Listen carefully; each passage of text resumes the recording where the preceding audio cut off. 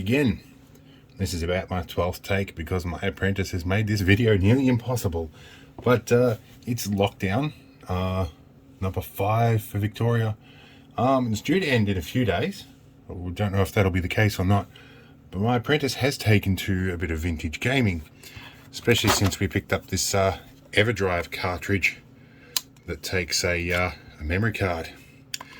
Now,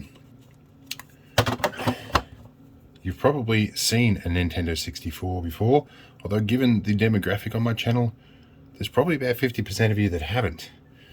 This is a Nintendo 64. It's from 20, nearly 30 years ago now. I have lost track of the years. But yeah, this one was donated to me. I bought the EverDrive cartridge secondhand, and we bought the red RAM slot in here. A lot of people don't know what this jumper pack is under here. This is a RAM expansion. By default, they come with a black one, which is just a jumper pack. It literally just connects, or just connects the edge connector down here, so that the RAM actually functions. This fits in 2 more RAM chips, and before you ask, yes, you can add extra RAM to them beyond this, an extra 4 sticks, but getting those RAM chips is nearly impossible, and whilst this can actually address that much RAM, you'd have to run a homebrew program on an EverDrive cartridge to do that. I cannot for the life of me find anyone that has old stock or even second-hand parts, or that are even manufacturing those chips anymore, but there is a whole forum on that side of things as well. In addition to that, we also have the memory expansion pack here as well. So that allows you to actually, that's your save games. You can save on there. Some of the cartridges that had memory batteries, you could save a game onto the cartridge. But this comes from before a time of digital downloads where you couldn't just download a game. And this has no internal storage. Consequently, the board is very simple. This one has some video problems. Since we've got it, the composite output has been very shaky and dicky. So I thought that might have been a problem that modern LCD TVs don't really do things progressively scanned, which makes for some compatibility issues. But when I got a HDMI adapter on the output, just a cheapy Chinese one, I haven't gone to doing the HD upgrade in this. The picture is now so far out of sync that actually about 50% of the time it can't show a signal. So I thought that was interesting. While I was scrounging around in my shed, I found I have a new old stock N64 RF modulator, which is interesting. I might even try that. But what we're going to do, we're going to sit this in front of the TV, or connect it to the TV with all 3 of these different connections, and see what it looks like. And then I have a bag of capacitors. This is not all the capacitors I need to make everything work, but we're going to replace the ones we've got available to us from our local Jcar store. The rest are on back order.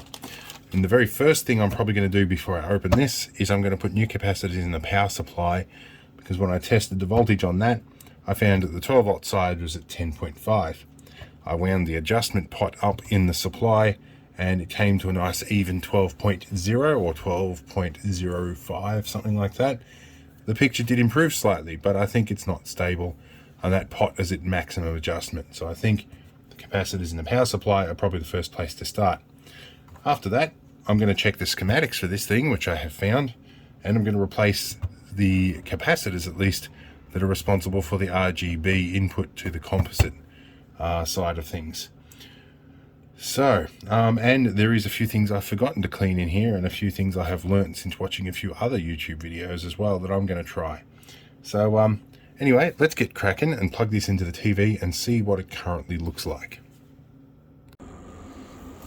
Alright, so we're looking at it in through the RF modulator, and we've got a bit of a fuzzy signal. We can barely read the text, but it is still stable, and the red's pretty heavily shifted out of it. So, and I think the yellow is sort of shifted along a little bit too. So let's go and see what it looks like through composite. Alright, now we've got a composite picture, which is still sort of stable, but still not great. It's still fuzzy around the edges. And we'll go into a game here and show you what happens with that. Alright, let's select the game here. Let's go N64 ROMs. Let's just try Army Men for a minute. And we'll see what it looks like. Well, I already know it's not going to be a great picture, and it's already shifted off to one side slightly. So, should have probably picked a better one with no intro. Unskippable intros, the bane of even cartridge games. But we can see from here, the picture is offset here, and the colours are shifted as well, unevenly. Yeah, so we can see here that I think there's a problem with the red channel as well, and blue's off a little bit as well. So I think the red, green and blue are all unevenly saturated.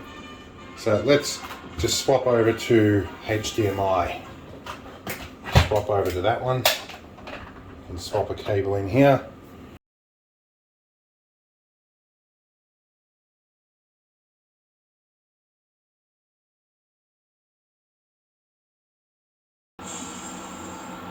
Right, and this is our HDMI signal, which is not very tolerant of the color timing being a little bit out. So I think we've got some capacitors out of whack somewhere. Right here. Alright, now this is the picture on analog TV. There's not really a picture. Let's go up and down a couple of the side channels here. Once we're actually in a game, we can get audio, but we pretty well lose the picture. And this found several other side channels that were just harmonics. And apparently this TV is not really good at changing channels. But there's one channel that's a little bit close to it.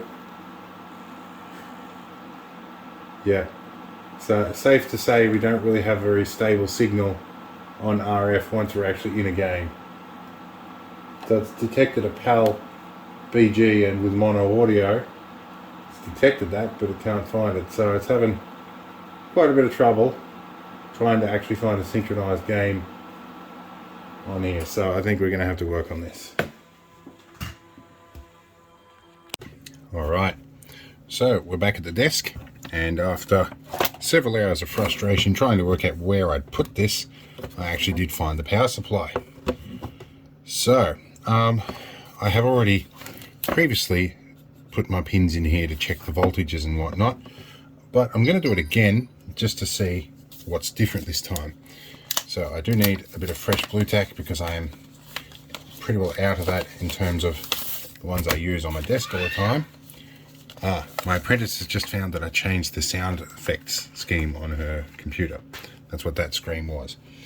She's been pranking me all day, so I thought I'd repay the favour. Autistic kids tend to respond negatively to change, so that's what we did. We changed something. Anyway, let me find my multimeter and get this stuck down and tested. Now, fair warning, if we're getting the multimeter out in a video, generally means it's going to be a long one. Alright, this guy is plugged in and it's stuck down to make life a little easier. Now I need to find a ground in one of these pins and some voltage. Okay, so we'll stick this guy here on this bit of blue tack so that you can see what's going on, and we'll shift our camera angle. This should be a little easier to see. So we have 3.8 volts between them. Supposed to have 3.3 volts and 12 volts, so obviously the 3 volt line has come up when I adjusted that. So we're at about 3.8 volts. 3.8. So I'm probably measuring off grounds here. 8.2, yeah. So that means that these three are probably the grounds, and this one's probably a 12. 3.8 on that one.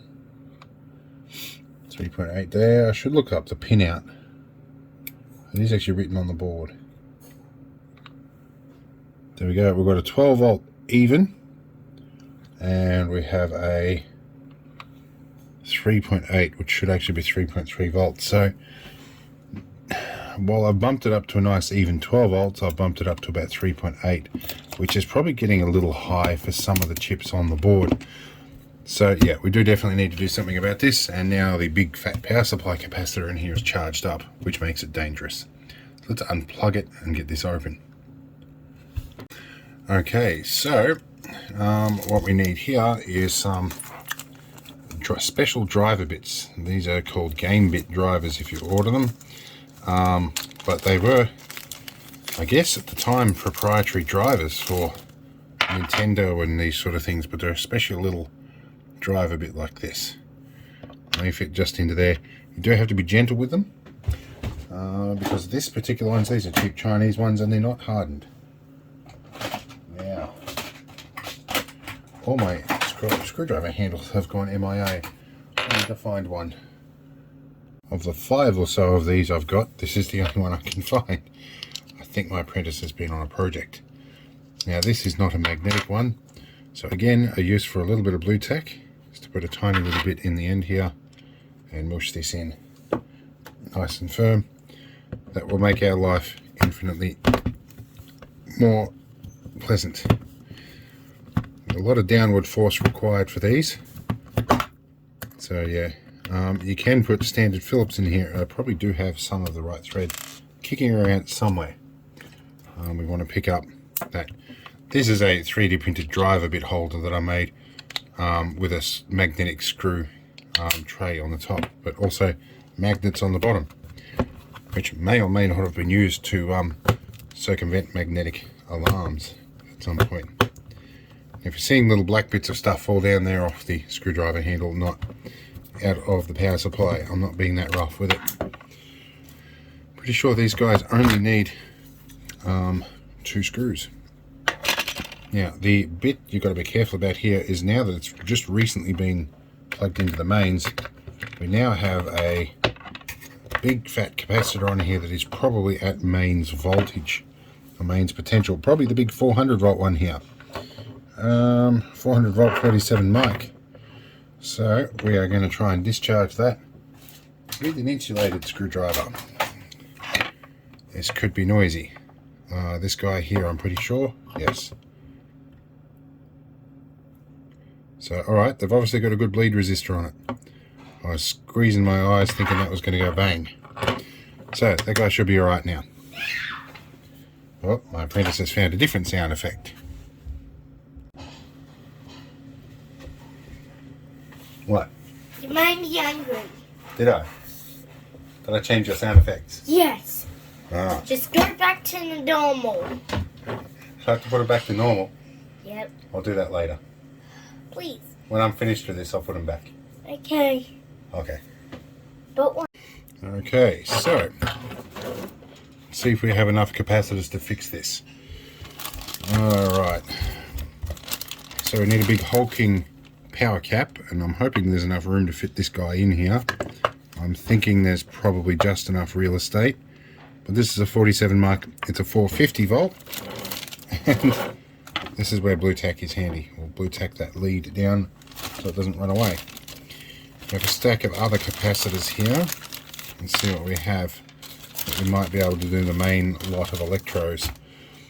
So this guy is a 25 volt 470 mic, so it's a 470. We can change that one there. Looking like he's a little bit bulgy, but nothing major. And this guy here is, which one? That's a 10 volt something. I don't think I've got that one. Or a 10 mic. No, sorry, that's an 1800 microfarad. 10 volt. So no, we don't have that one. But what else have we got? We've got some 270s. I can certainly replace what I have. So these are 33 mics. And these are 10 mics. So I can replace these 2 main power caps, but not sure there's much else I can do. Now for the record, we're going to need higher zoom for this. Now we're at higher zoom here. We're going to look across the board here. Hopefully you can see this little guy in here. Come on, autofocus. Can you focus that close? It's having a bit of trouble focusing this closely. But you'll see this little pot here, that's the voltage adjust. And it seems to adjust both rails equally. So let's get the big power caps off for a start and replace those. This guy is probably the most useful one if things go wrong. So let's try that out.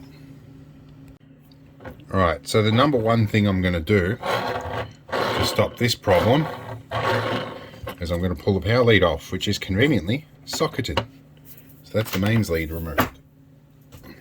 That makes things much easier. Now, I notice how they've marked positive and negative on this, which is nice. So yeah, that's our negative lead is on the outside here.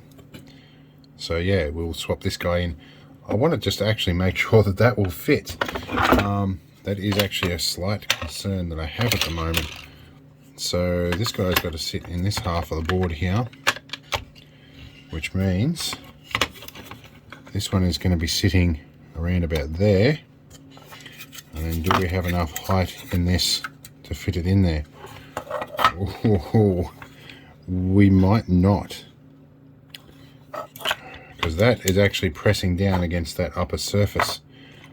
So if we exceed the height of that block of foam, that won't fit. And there really isn't room to lay it across that way and still maintain isolation. That's the expensive capacitor too. That's a little irritating. Alright, well, we'll do the smaller one here. We'll do this guy first. And then figure that out. You are, before I pull that off the board, are you the right board? The right one.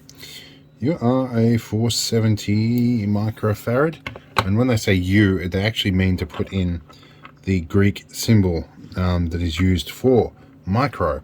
I can't remember what the name of the Greek character is, and I did study Greek in primary school. But yeah, so that's a 470 mic. You're a 470 mic, yep. So yeah, when you see U, it's not UF, it's actually microfarad. Micro F. Now we are going to want fan out. We're going to want a desoldering tool, which I have here, and a bit of fresh 6040 tin lead solder, which restore these guys. We're going to put a bit of fresh tin lead stuff on here, just to help adjust the chemistry and move any oxides and get some flux into it. And get it nice and hot, and then try and suck that solder off. Alright, I think that might have worked pretty well the first time. Now we take a screwdriver or something and we just push this pin around a little bit just to break it free of that remaining bit of solder. And then that, on the blue tack, should pretty well pull out. The advantage of having blue tack under here is if, oh, and they do have positive and negative mark, that's good. The advantage if you've got blue tack is if you can't remove the solder properly, you can put your soldering iron across or between both of these pins and just lift the board off the component, and the adhesion from the blue tack will pull the component out. Let's see here. So that is our plus, that's our minus. We go in this way, nice and flush, and we'll give it a little bit of solder here. Do you, and a bit of you. Now we'll find some flush cutters, like a pair that I prepared earlier, and we use flush cutters to cut the lead off flush. There we go. Looks like I bought one. Probably better actually, a little bit less oxidized. So that's looking good. Now let's do some more. I don't know about this big guy. I'm going to do some measurements and we'll see if that can fit. Alright, I'm getting drastic here. Hopefully I'm in zoom range here. I'm sitting this component on the top here, and I'm going to draw a line coinciding with the top of that shell, which is these standoffs of where the board sits. That will give me a height to go by that I can measure when checking against the board. So that height there is all the height that I have. It might just fit. I don't know. I really don't. Let's have a look here. Let's go back at different zoom level. Good old 0.6 times zoom. It's always nice. Actually, that pretty well answers my question. If I sit it like this, if it doesn't fit to the top of that, then it won't fit in there. That's a pain in the rear. I don't really want to go hacking a hole in this thing. And side mounting it this way is not an option. And getting it into any other, I don't think I can use that. I'm going to need a little squat capacitor like that. What I can probably do though is I can reflow those joins to get the oxides off, and then I can stick a multimeter on and test what its capacity actually is. Let's see if that's actually helping at all. It might not be the culprit. Now, I don't know if this meter actually does capacitance. I may have to go and get my good one. It doesn't do capacitance. That's annoying, and I don't think my other one does either. So, I've got to work around this board and just reflow anything that looks like it's big and needs moving. And I'm tired, and I meant to say has been moving. And I will try and identify any other capacitors that I have here that might be in that list. I do have a list of what's in the power supply, so I might just consult that, and then I'll go looking for the capacitors. So, one moment. Alright, so realistically, the only capacitor we can replace is the one we just replaced, until the others arrive at least. And then I'll find another one of that value and see how we go. All these big points where the heat sinks all connect tend to be a point of stress, and they also often tend to be a ground plane. There's two linear regulators on the board here, one for 3.3 volt and one for the 12 volt, and they both ground through one of these heat sinks. So I like to reflow these joins because that can cause us some issues. Then there's the main the main transformer coil that's on here, if you could call it that. It's a big coil of wire with two windings. And then we've got this guy over the back here. This is all the high voltage stuff, so you notice from where the mains input is here, they've got cutouts in the board, and they are designed to help increase the electrical isolation between those 2 points. And yeah, just anything that looks like it can use a reflow, we're just trying to give it a bit of a fresh lease on life. Just especially the big components that may have moved if it's been dropped or transported poorly, and some of these connections that are just a little bit wonky looking. That one looks like the solder's lifted and separated slightly there, so we will give that a bit of a crack. And a couple of these little guys in here. Yep. So we all want to just give a quick shot at. I'm going to avoid the high density pins there till I flip that board over and just check what is actually in that place. There's a chip there that could be part of the switch mode circuit, so we want to just, guys, it's a little 8-pin dip there, and we'll just work along these bigger ones, just adding just the tiniest little bit of solder in here.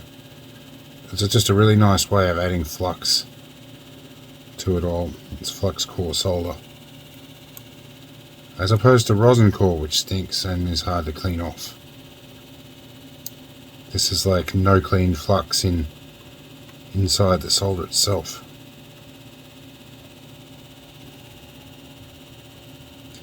Be careful with that one, because that looks like it could be easy to create a short there. And this one, if it goes bang, I'll be buying a new one, because I'm not fixing it if it goes bang. Unless I'm desperate anyway. I'm sort of actually kind of am when I'm at the point of doing this. So work our way along just all of these guys.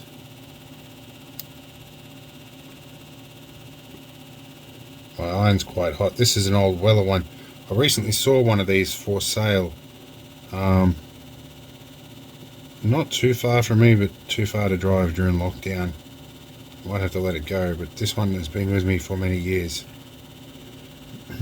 And as a result, you probably notice I'm fairly adept at using it. Alright, now I did create a short circuit there. You will need to probably just unbridge. Although they shorted because they're on the same ground plane anyway, they're just grounds. That wouldn't have caused any problem. I just want to double check everything. That's about all I can do with that until some more capacitors arrive. So yeah, we'll that's what that 4-pin was. That's the bridge rectifier. That's up there. Alright, that's what that was. Alright, so yeah, let's put this back together and let's open up the N64 and see if we can replace these guys. Alright, so the other thing I should probably look at is the cartridge itself, because there is actually an element of the video output that is performed on the cartridges too. So I'll probably have to have a look at that. Now we probably need to pull this guy out.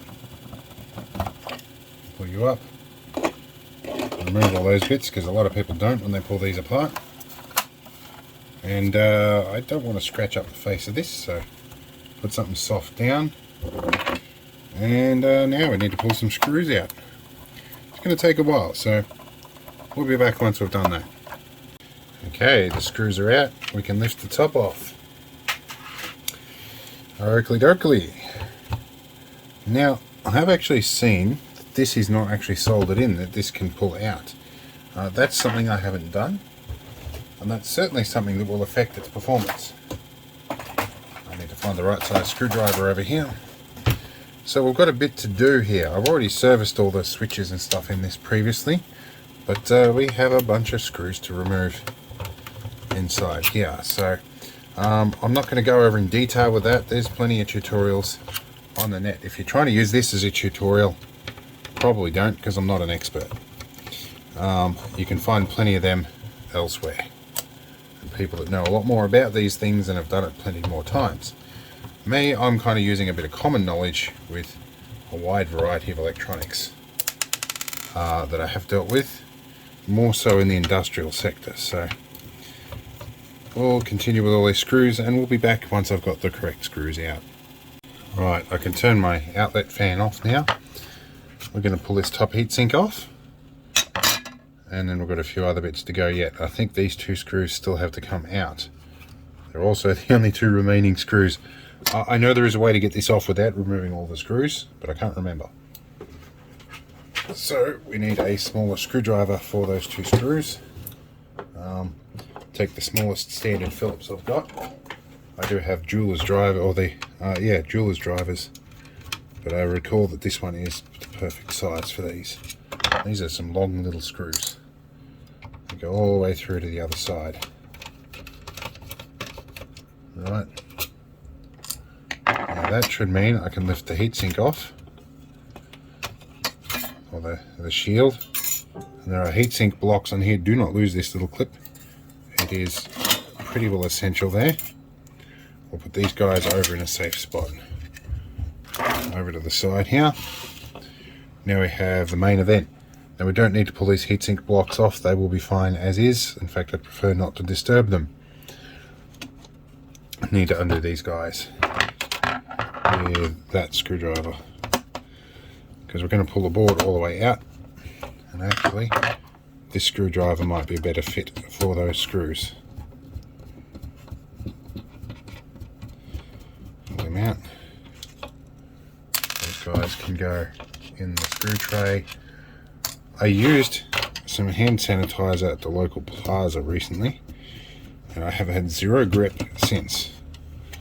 The idea of moisturizer is coat your hands in oils. Oh, and then I bump into everything. I do feel very uncoordinated after doing that.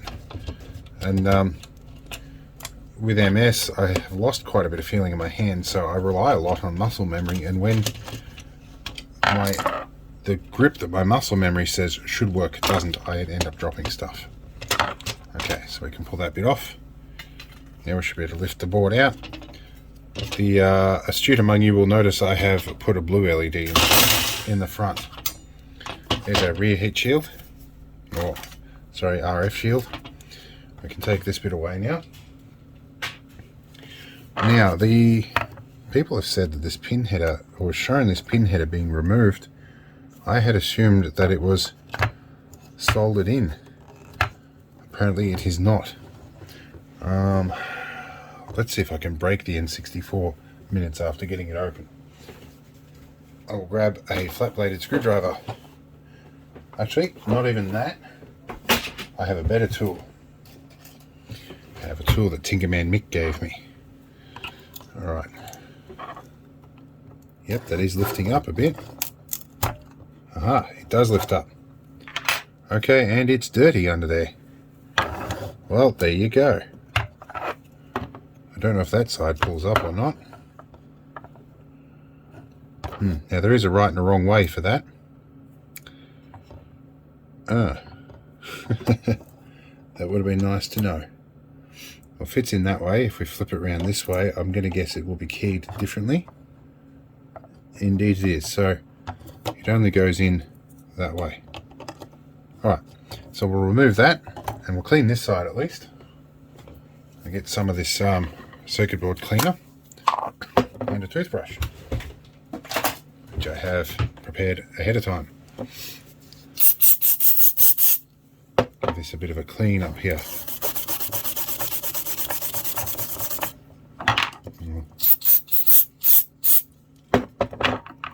We will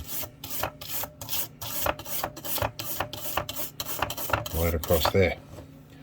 Okay, this guy is our top one. We'll position it that way so we know it folds in that way. This bottom one appears to be soldered in, which is fine. I'm going to give it a quick little, just a gentle push to see if it does move out. It does not, so that's good. While we've got this off the board, I'm going to look for the capacitors that I need to replace. Now these are little ceramic caps, but some of these are the ones I want to replace, and I think there is a cluster of 3 of them around here that are on the red, green and blue channel. And there are some resistors on the back as well. Now I think it is C128, 124, 5 and 6. 124, 125, 126 I think. I think I need fan out with the fumes from that stuff. I shouldn't be leaning right over it. And there's a little bit of junk up there. Alright, a bit of that too. Well, while we've got the iron hot, now I have in the past reflowed the power connections, but let's actually go and reflow the video connections, and I'll give them a bit of a clean as well before I do that. And we'll get some solder onto them and reflow them. And give the tip a good clean and some steel wool before we start.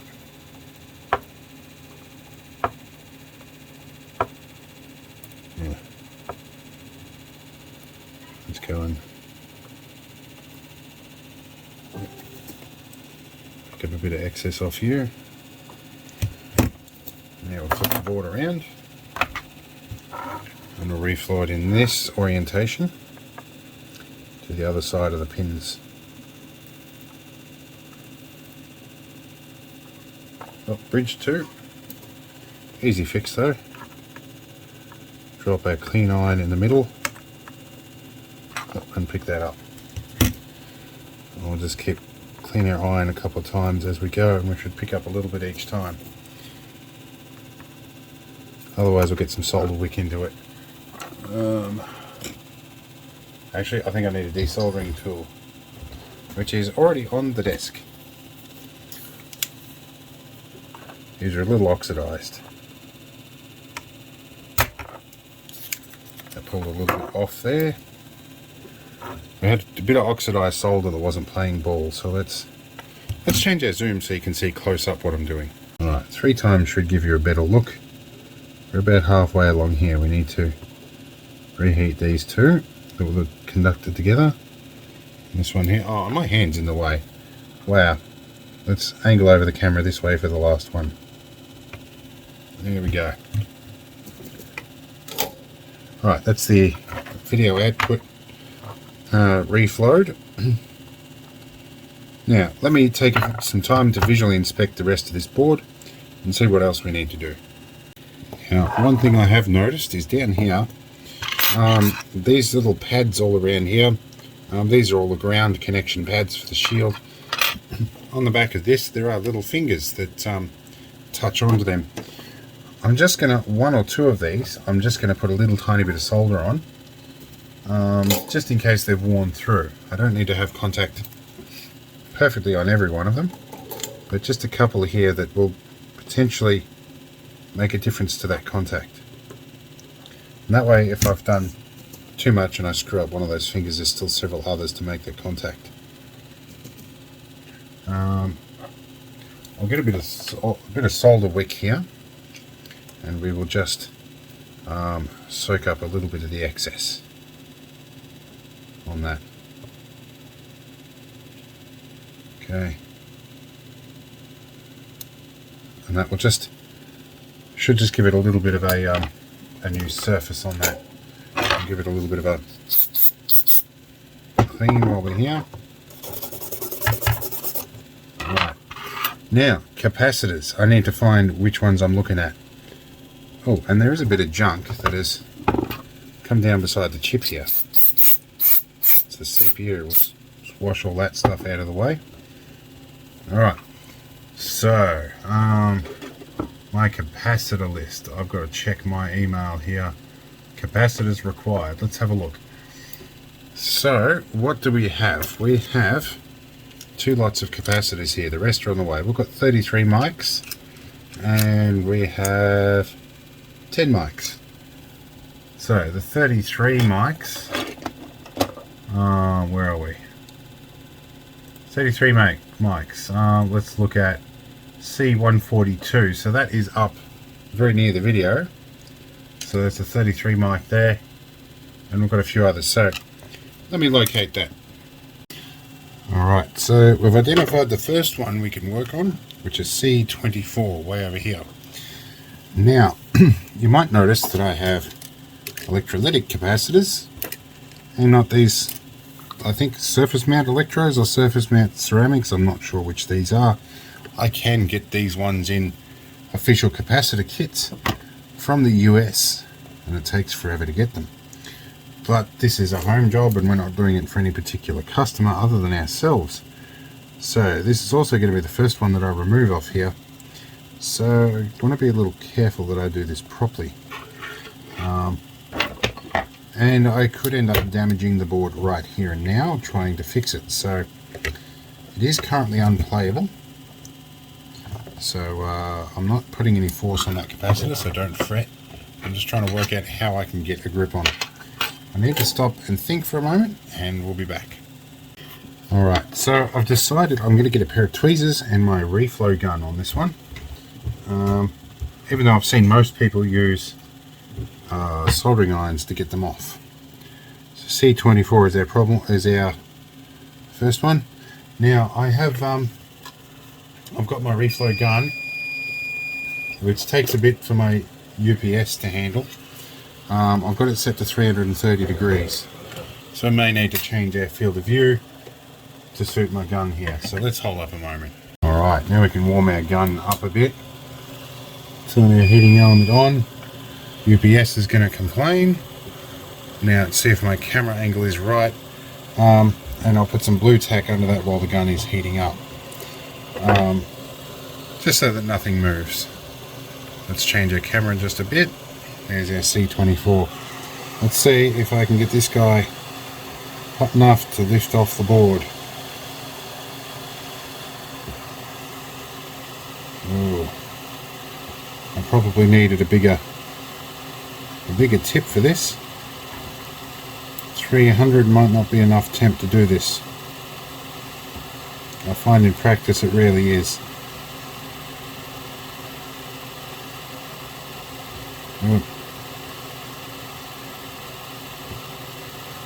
No, we're not touching that solder down there. Alright. Don't really want to go much hotter because I'll probably damage it. Let's try the soldering iron method and a bit of fresh solder, or maybe even a bit of flux. Where's my flux core solder here? A little bit of U just to help touch in here. That felt like that moved a bit. Let's try on this side. Oh, that was a bit difficult to get to that. And that one is going to be a challenge. Get you in like that. It feels a bit better. Alright, let's see if I can wriggle this one just off center slightly once we're soft.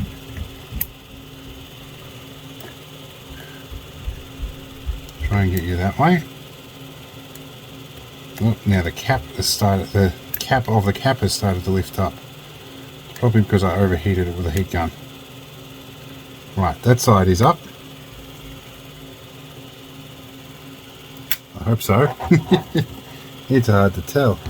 I do have a micro iron, and no, it's not up. It was held up by a bit of solder. I think I is going to get there okay. I don't want to push that too far because we risk ripping off the track of the board on the other side. This guy might come up easy enough on this side now. He did. Right, ever so little bit by little bit, we'll get this up. That one's free, which means we're nearly there. Alright, let's try, you got it. Okay, without ripping the tracks off the board. Alright, we did good. Now to take a breather.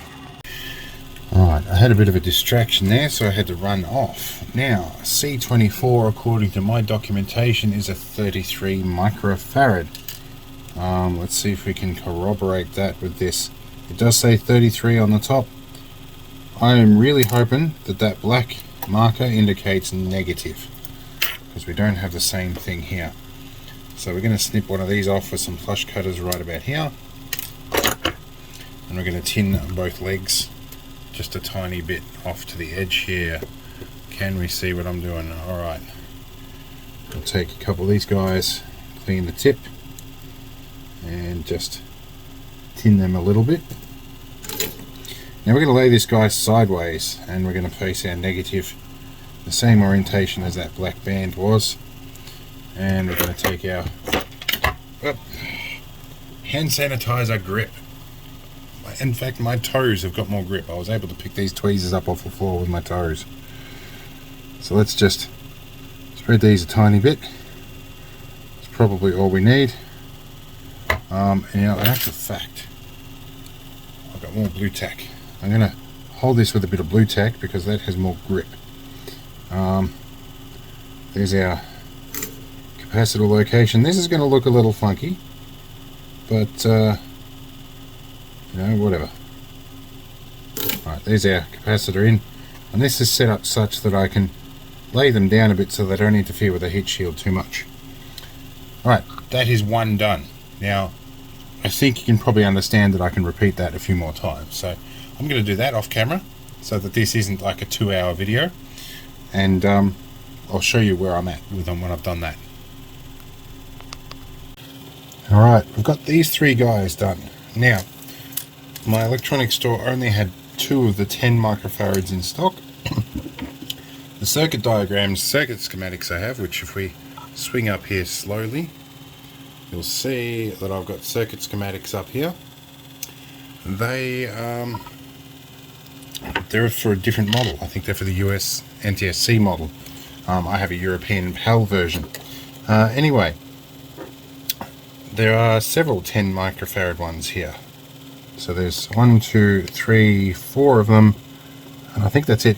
The rest are all 68 microfarads up here, which I have a bank of them coming. These two, however, are most closely linked to the output here, so if anything's going to be having an influence on that, I think this guy is here. And these 3 68 caps are also the ones that are responsible for that as well. The numbered ones in the schematic don't exist on this board. So yeah, it's a different board altogether. But that's when you're dealing with all this stuff, it's difficult.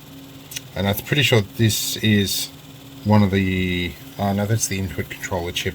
One of these, I think that's the CPU and that's the video chip, I think. Again, I'm not an expert. So I think I'm going to try and heat gun these guys off, and then we'll go from there and replace these guys, and we'll be back once I've done just these two. I'm going to have to wait for the rest of these to come in, but hopefully this might solve our problem, but I think this is probably the bigger issue. So let's get cracking and we'll rip one of these off with a heat gun. Alright, I've got my heat gun wound up to 360 degrees here, and we are going to have to move this a little bit along to get in reach of the heat gun, because it has a shorter lead. And this is going to be challenging because I have to work with opposite hands, and my tweezers are now MIA. They're probably on the floor again. Alright, let's try if I can do a lefty loosey thing here and drop this heat gun right over the top of this. Hopefully you guys can see what's going on here.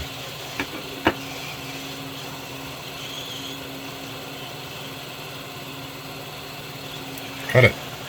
Alright. That got it off nicely. So now, hopefully I should be able to go back on my video and check the polarity of these. Get this guy nice and hot. Give it a bit of a tap from side to side every now and then, and he pops off. Alright. Heat guns work for those ones. I thought I needed a bigger tip for the others. Right. Where's our solder? And we will give bit of solder on these ones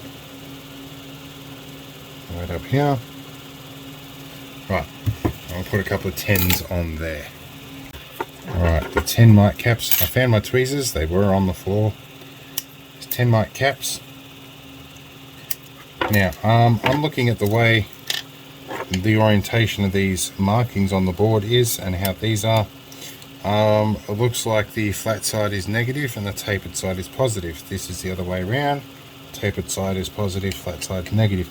So I'd say both of these are negative that way, but I'm going to check my video first. Yep, double checking my video. It says both of them had negative that way. Now let's pick up one of these guys with slippery tweezers and we will tin the end here. Let's take a bit of a look at what I'm doing over here. I'm running a bit of risk of dropping hot solder on my knee, but you know, shit happens. Tin these guys. I'm tinning it at a bit of an awkward angle just so that you can see on the camera what needs to be done with these guys. And again, sorry for the funny sounds in the background. That is my extraction fan, but given where I'm doing this, I wouldn't have it any other way. Let's find our negative and our little blob of blue tack that is MIA. Let's grab another one. Up here, this will help me hold this a little better. Negative is that way, and the leg spacing's about right. So I'll drop you. Wait. Need to get it all hot at once. There we go. There we go. Alright, that one's on. And find number 2, which I need tweezers for. So yeah, some of the way I'm doing this, like I can see that some of you guys might end up on here that are experts in this or have done this before, and you'll be screaming at me why I'm not replacing everything. I live rural. Stuff is limited and hard to find, particularly electronics, which is why I have a good friendship with my local J-car dealer. What I'm trying to do here is just bring that capacitor just a little bit away. I was hoping not to do that. Just a little bit away from that regulator over there. What we might do is pop him back off again and shorten those leads, and then put him back on. And that might make life just a little easier when we come to put the heat shield back on. Right, and pop those leads just a little bit off there. Okay, re-tin them a little bit. Just the big blob of solder there, that probably not ideal, but okay. Negative in that orientation. There's my blob of grabbing blue tack right there. Might make it a little easier to see what I'm doing. Alright. Oh. Fortunately my hand is going to cover this one up again. I'd rather get this right than wrong on camera. In other words, I'd rather get it right the first time than get it wrong and have it on camera. Okay, so that should lay down. So that is pretty much it for all the capacitors I could get hold of. I do have a big stack of 68s, which ironically this whole lot of capacitors cost me about 68 bucks. Most of which was for that big power capacitor, which is not going to fit in the case, which is irritating. Alright, well I guess we're going to reassemble. I might take the chance while I've got the cartridge slot here to clean these pins and to really get into this while I've got a good angle at it, and then we'll move on to the cartridge. Now I'm just in the middle of reassembling, and there's one little hint that I noticed that you might help you if you're putting this back together. Now at some point some human had to assemble these, so they put some hints on the board, I'm guessing, namely this little arrow right here. When I come to look at the cartridge port, there's a little arrow right there, and lo and behold, when you drop them together the arrows line up, and that also appears to be the correct way to put them in, because it drops in without any real force or fuss. The other way you'd be bending pins because it's keyed in such a way that it won't go in. Alright, let's put everything else back together. Alright, and here we are with all the screws put back in, which has taken me a little while. And don't forget the little plastic bit in here. Alright, so I have cleaned up the cartridge slot, and I've cleaned all of that stuff. Let's put the lid on and start with the cartridge. Well, my apprentice has found something, I better check that out.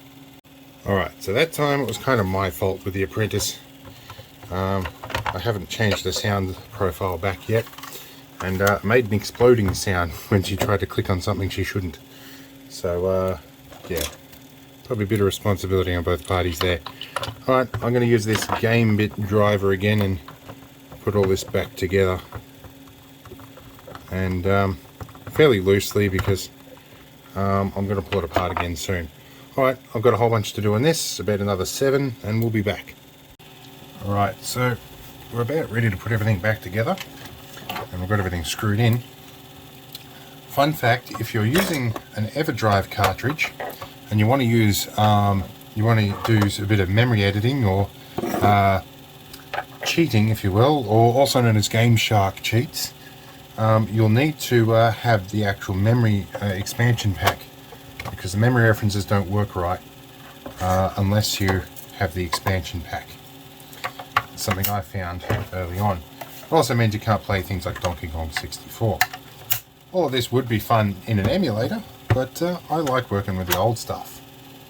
So we're going to open this guy up and see if there's anything that needs to happen in here, because this was purchased second-hand. It does run okay, but you know, things aren't quite right. And you know, in these sort of situations we just check everything, including the memory card. Now this is an 8 gig memory card, and I have every N64 gig, it's an 8 gigabyte memory card, but I have every N64 game ever made on it, including a couple of homebrews, as well as all the NES games, because the N64 would run NES games with an adapter. It was backwards compatible. So, I should say ROMs rather than games. Well, I've left 2 screws out of the N64. It's probably fairly crucial, so I'll take the lid back off it before we put it back in service and put those 2 screws back where they belong. Alright, let's get this guy out here.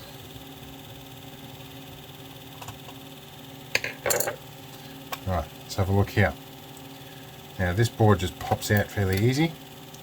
We can have a look here, we can give the contacts a good scrub from here. We can have a look if anything looks like it needs some attention as well. It's not a huge amount in here. I'm hoping I'm on camera. And there's a PAL and NTSC switch in here as well, which I have also checked That's not the problem. And if you're looking for one of these, there's your website on the top corner of the board as well. Looks like there's some test points here, or room for pin headers and stuff as well. So, alright, while we're in here, we can't really do much with this, but I'm going to give it just a little bit of a contact clean. Give these pins a bit of a scrub. Just try and make sure everything has its best chance to connect as possible.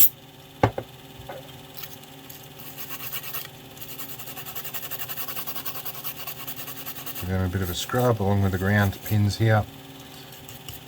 Should be all pretty good.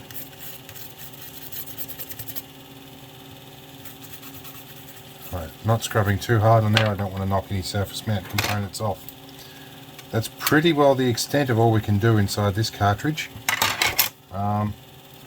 Now I need to open it up and find out where those two missing screws came from. Because that has me a little concerned, but more to the point, I just don't want to lose them screws. Unlike these guys that are magnetic. Alright, so we'll put this guy back together. Alright, and yeah, we'll see you in a moment.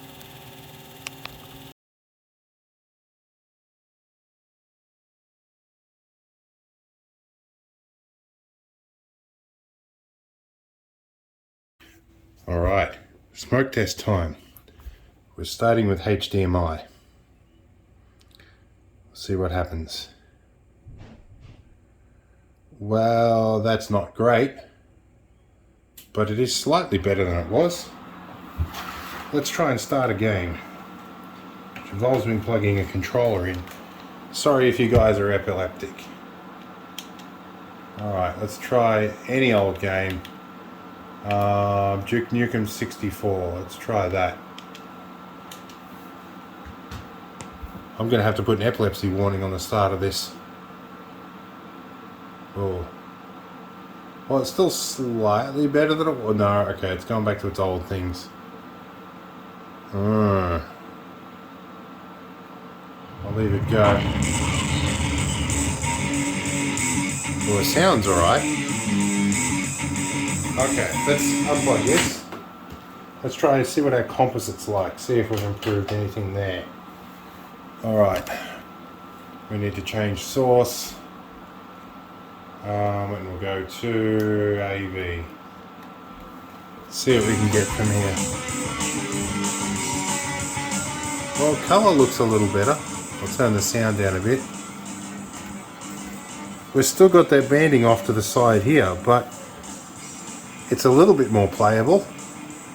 Still seeing a bit of redshift, so maybe those 68 mic capacitors have got something to do with it too. Which 3 of them are hanging off the RGB signal, so... Well, at least it's slightly playable now. It is some improvement. Well, I'm pretty sure this is going to be like a part 2, I think. Let's sort of have a bit of a go. I have some analog sticks to replace in these original controllers because these are really loose, but they're a different style and I've got to figure out the wiring on them, so we might try and retrofit one of those at some point and see.